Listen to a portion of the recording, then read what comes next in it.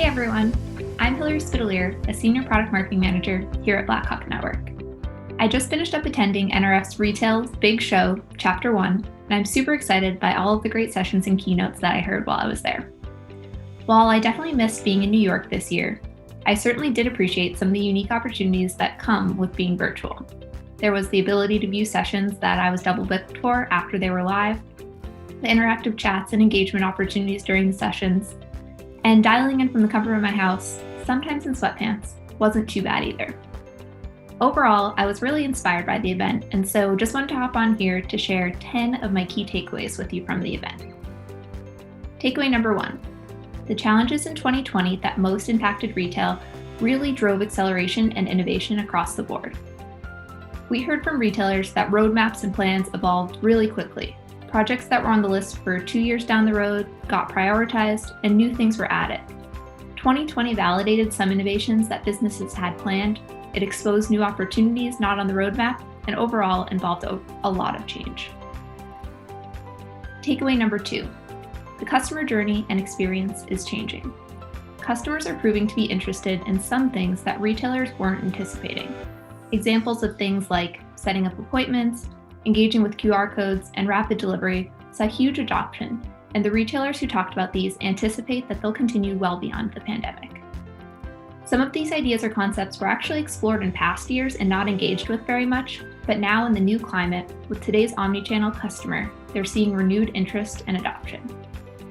Number 3, the importance of touchless and contactless expands beyond payments to the full customer experience.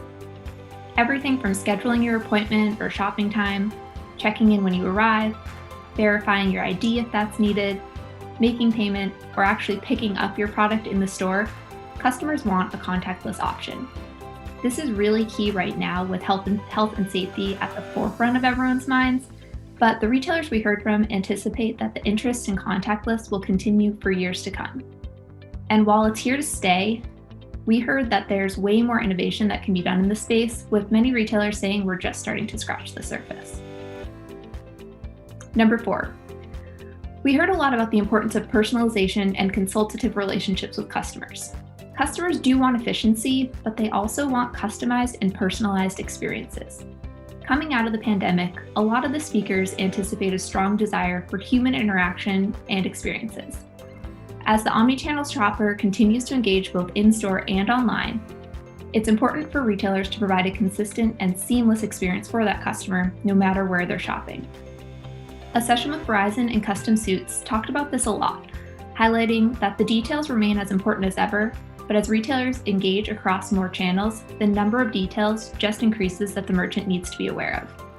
The increased number of details to focus on highlights the importance of finding the right partners who are aligned to your business, your goals, and your objectives so that you can focus on the right things while knowing you're providing a great customer experience across the board. Takeaway number 5, invest in technology for an omni-channel experience. When we think about technology, I often first think specifically about online shopping. However, the importance of technology in-store that is responsive and reactive is more important than ever too. Walgreens and Toshiba talked about the importance of having technology in-store that provides data to anticipate and prevent issues and outages so that stores can react quickly when they do happen.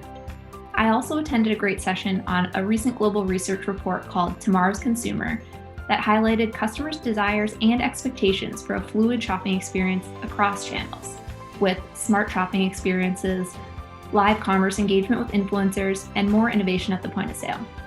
In another session, ACI Worldwide talked about this specifically looking at grocery. Omnichannel isn't just about payment, but it's about the service and consistent experience for a consumer across channels and the ability to start a process on one channel and complete it, whether that be payment, product delivery, or another aspect of the experience, on another channel. Before the pandemic, this shift was on the horizon, but the pandemic has accelerated it at least threefold. Number 6, curbside, buy online, pickup in store, and omnichannel shopping is here to stay. Retailers from all verticals and businesses saw massive increases in these shopping behaviors in 2020. It was particularly interesting that it wasn't just the younger generations who they saw adopting it. Walmart shared that they saw the fastest growth in their customers 65 and above for this curbside offering. The ability to easily flow between online and in-store and back, whether that's setting up your dressing room selections online before a shopping trip or researching product reviews on your phone while you're shopping physically in-store, omnichannel experiences are crucial to customer engagement and loyalty. Presenters across sessions talked about the convergence of physical and digital experiences and the blurring of channels that we're going to continue to see. In one of the Google Big Ideas sessions, they shared that 60% of consumers changed shopping behavior this year due to COVID, and 80% plan to maintain these changes beyond the pandemic. Consumers adopted new shopping behaviors out of necessity this year, but they plan to maintain them because of the convenience and ease of use they found once they tried them. Takeaway number 7, the need for brands to lead with purpose. We heard this across the sessions from retailers like Ulta Beauty, P&G, and the Home Depot, to name a few. Consumers are no longer just looking for the function of your product. Beyond that, they're looking to engage with a brand that aligns with their beliefs and that they feel empowered by.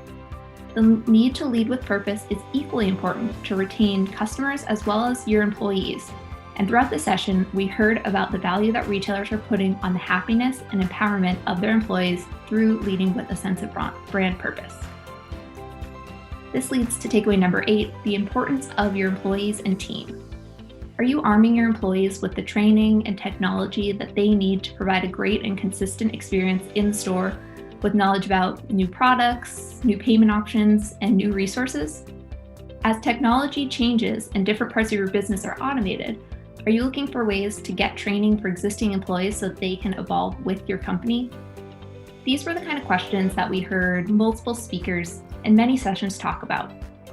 They talked about employees as one of the core pillars of a successful organization and how crucial it is to involve, educate, and empower all employees rapidly, right alongside with the rapid technology advancements that we're seeing and focused on in the payment space.